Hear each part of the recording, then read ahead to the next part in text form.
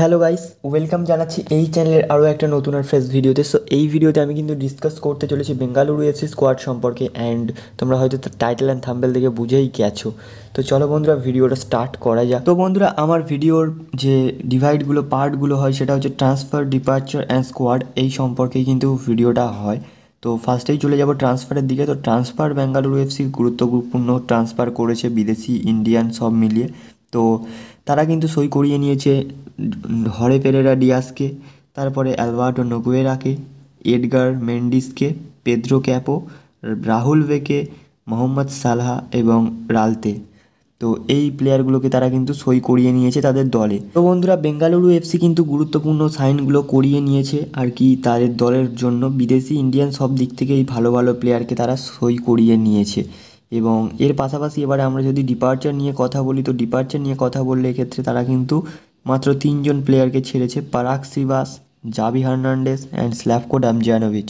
তো এই প্লেয়ারগুলোকে কিন্তু তারা রিলিজ করেছে। তো বন্ধুরা, এবারে আমরা কিন্তু একটু বেঙ্গালুরু এফসি স্কোয়াড সম্পর্কে অ্যানালাইসিস করবো। তো ফার্স্টে স্কোয়াড সম্পর্কে অ্যানালাইজ করলে কিন্তু গোলকিপার পজিশনটা সবার প্রথমে আসছে, এবং গোলকিপার পজিশনে কিন্তু রয়েছেন গুরপ্রীত সিং সান্ধু, রালতে এবং সাহিল পুনিয়া।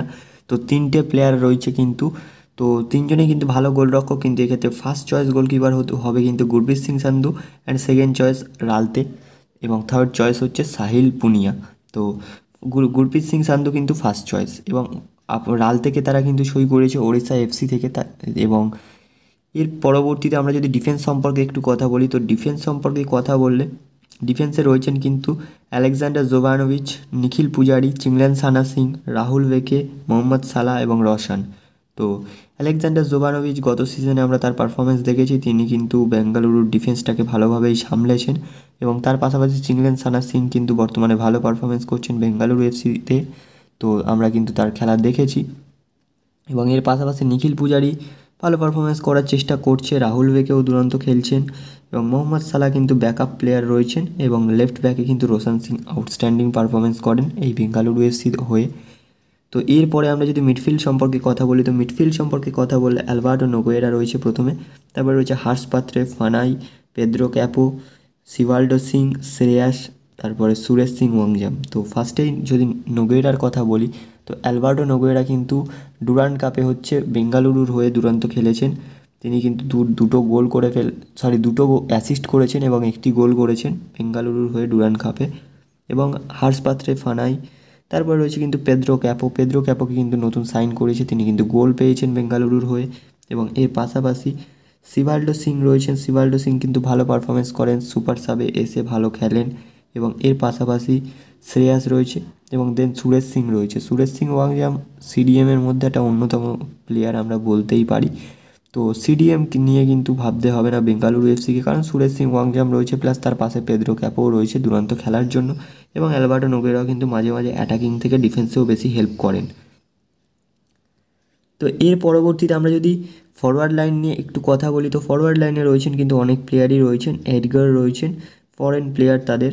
এডগার মেন্ডিস রয়েছেন, কিন্তু তার নতুন সই করিয়েছেন, তিনি কিন্তু ভালো পারফরমেন্স করেছেন বেঙ্গালুরুর হয়ে ডুরান্ড কাপে, একটা না দুটো বেশ গোল করেছিল।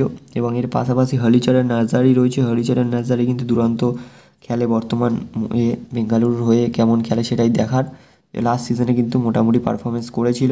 এবং তার পাশাপাশি আমরা প্যারেরা ডিয়াস সম্পর্কে যদি বলি, প্যারেরা ডিয়াস কিন্তু বেঙ্গালুরুর হয়ে গোল পেয়েছেন এবং দুরন্ত খেলেছেন।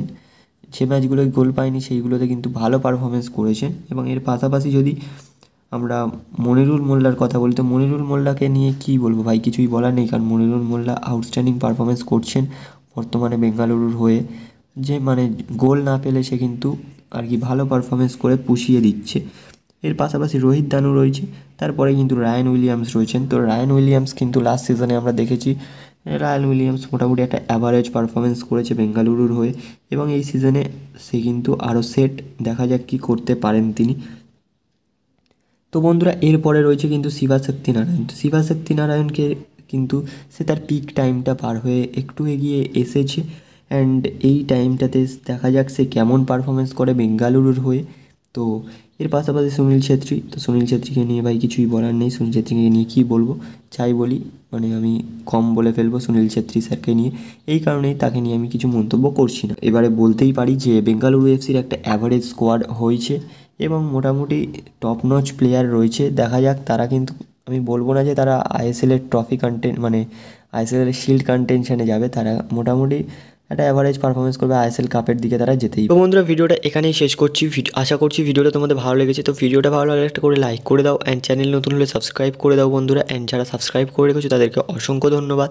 এবং আমি বলি এক্ষেত্রে কমেন্ট সেকশনে অবশ্যই তোমরা কিন্তু জানিও যে বেঙ্গালুরু এফসি আর কি আইএসএলের ট্রফির কন্টেনশন নাকি ফাইনালে তারা শিল্ডের দিকেও এগোতে পারে এই স্কোয়াড নিয়ে, এবং তাদের স্কোয়াডটা কেমন হচ্ছে সেটাও কিন্তু কমেন্ট সেকশনে জানাও।